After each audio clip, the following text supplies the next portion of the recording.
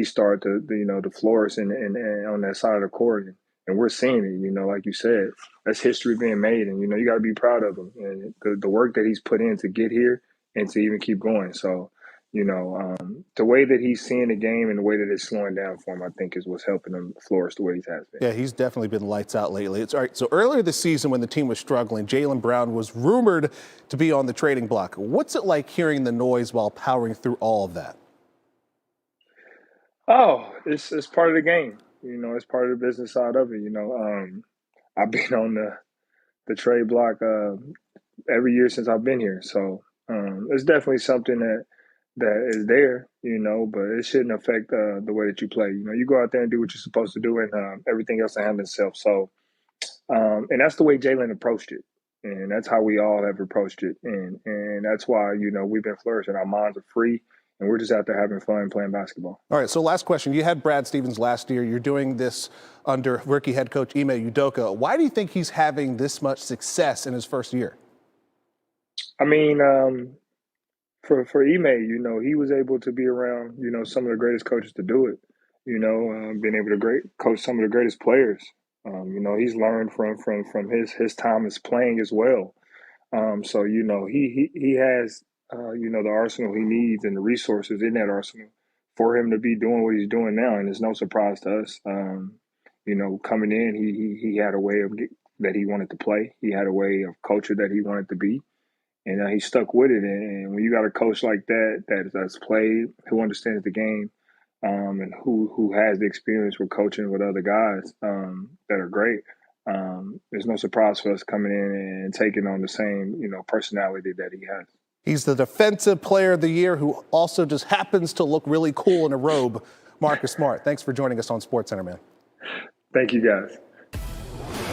Good stuff there. Marcus will like this. Our BPI, Basketball Power Index, likes the Celtics to take their matchup against the Bucks. The metric gives Boston a 62% chance to eliminate Milwaukee. BPI makes the Heat a heavy favorite over the 76ers. It also likes the Mavs to eliminate the Suns in the West. Here's Michael Eaves and our countdown crew with more. All right, Kelsey, thank you so much. Yeah, just 4 remain in the East, along with Jalen, RJ, and we're going to need some stickers it's lit for that. in the corner. It's lit over there. So we get underway Eastern Conference semis coming up on Sunday on ABC. As we take a look at these matchups, of course, you've got the Heat taking on the Sixers. You got the Celtics taking on the Bucks. Jalen, let me start with you. Of those two series, which one is most intriguing to you? Easy for me. This one right here. Why? Ooh. Because both of those teams feel like they should make the Eastern Conference Finals. Ooh, okay. And one of them are going home in the second round. Ooh. Championship coaches on the sideline. Hopefully Kyle Lowry's going to be healthy for that series. Joel Embiid is having an MVP caliber season. Maxey has been a breakout star. But the elephant in the room is how well is James Harden going to perform? He played well in the closeout game, but he was invisible in the other games. If he plays remotely the way he did earlier in that series, Philadelphia won't have a long series. It gets harder. Against Miami. It gets harder. Yes. But hold up, wait a minute. I know you're talking about Eastern Conference Finals. I'm talking about championship aspirations. So I'm looking at this matchup because no team has arguably played better than the Boston Celtics and how dominant they've been. But this right here, the Bucks, they're the defending champs. So I have to go on this side of the ball. And let's talk about it. Giannis Antetokounmpo, a lot of people were a little worried, especially when Chris Middleton went down. Hey, is this an opportunity, an opening for the Bulls to really get aggressive and try to take out the defending champs? You're like, oh, hold up, wait a minute. Nah, that's not the facts. They really showed up and they were complete. And then on the other side of the ball, the Celtics have been super, super polished. The best defense in the NBA so far this season. And then also, Jason Tatum, it's like no longer the question, when will he arrive? He is here. He is a superstar. So I look at this matchup. Is this the matchup where the defending champs get knocked off because Middleton's out? Is this the matchup where the Celtics, that young core, finally actually make a name for themselves in the playoffs? RJ, if you look at these two semifinal matchups, clearly these are the 4 best teams in the East, right? These are the teams we expected to be there, minus the Brooklyn Nets, based on everything that happened. Having said that, who wins it, though? Who wins the East? Who's going to the finals? I'm going to say this, man. I don't root for anybody, but I know this. If the Miami Heat win, I'm going to go full Mike Lowry on it. I'm I'm going to have the pink shirt out. I'm going to be on South Beach. So they have the best team. In my opinion, they got a complete team. Now, they got to be healthy. But I think they combine offense and defense. I think the way they play, I'm sorry. They got a bunch of dogs over there. They got great shooting. They got guys off the bench. I love their team. And P.J. Tucker. Yeah. P.J. Tucker, he can be an X factor because we were talking about the pick and roll really quickly. When you talk about that Joel Embiid and you're talking about that James Harden pick and roll, all day. Well, it looks a lot different. All day. It looks a lot different when you got P.J. Tucker and Jimmy Butler and Bam Adebayo guarding that pick and roll versus the guys for Toronto. But, you know, one quick thing. One thing the Miami Heat do have right now, they've got some injury issues. Yeah. You've got Kyle Lowry missed last several games. Jimmy Butler didn't play in the closeout game. But they got Victor Oladipo, though. Woo. Okay. That's what I'm saying. He's been found money, right? Yeah. I almost want to shed a thug tear for the Bucks because I don't believe they can beat the Celtics without Middleton. I truly don't. And Giannis is the best player in the world. And if somebody can do it, it would be Giannis. Best player in the world. But on the perimeter, the defensive player of the year, Marcus Smart, Jalen Brown, Jason Tatum, that's just so much to overcome when you Drew Holiday. And they got Time Lord back. Al Horford playing like it's 2007. I don't see Grayson Allen and Connaughton having the kind of series against Boston that they had against the Bulls. Yeah, defense a little bit different there in Boston versus Chicago. Of course, we've got Game 6. Any smoke. Cole Anthony Towns! The Wolves are ready to show their top dog. Nothing can stop me. Run it up, run it up, run it up, run it up, run it up. Nothing can stop me.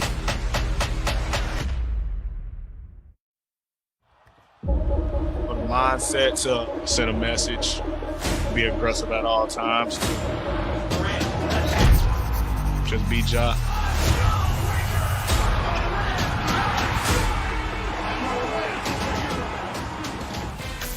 It's game time. Grizzlies, Dillon Brooks warming up in advance of tonight's Game 6 against the Timberwolves, 9 Eastern over on ESPN. Grizzlies looking for their first series win since 2015. Memphis is the highest scoring team in the fourth quarter in this year's playoffs, while Minnesota ranks last in both fourth quarter scoring and field goal percentage. Let's send it out to Michael Eaves and the Countdown crew in LA. All right, thank you so much. Yeah, exciting evening to say the least. We've got elimination at stake. Jalen Rose, Richard Jefferson, Shanae Ogumike, and yes, I am Michael Lees. And you take a look at the marquee players in this series. They've given us what we would want in terms of how they've been playing, doing what their team needs. But let's go big picture here in terms of which star player really needs to do the most in order for their team to win tonight. Shanae, I start with you. I'm going to go to the star player that actually has won an award, even though he tried to give it to someone else. His teammate, rightfully so, because Desmond Bane, I think, has 22 threes so far in the season. But Ja Morant, he's the one that can really bring the house down, literally and figuratively. He's the heart and soul of this Memphis Grizzlies team. He's the one that really got the NBA going this season based on his play and put this entire team on his back. And so I look at Ja. He's the ultimate X factor. He's the one that galvanizes everyone to play at a high level. He's the one that hit the clutch layup, which was an excellent example of reading the defense. That's not reading defense. Yes, it is. That was just terrible defense. First of all, Anthony Edwards went for the defense. Had terrible defense and then went for the layup, you know? And this is a guy that's been up in the category for points per game at the height of, 6'3", if that? Yeah.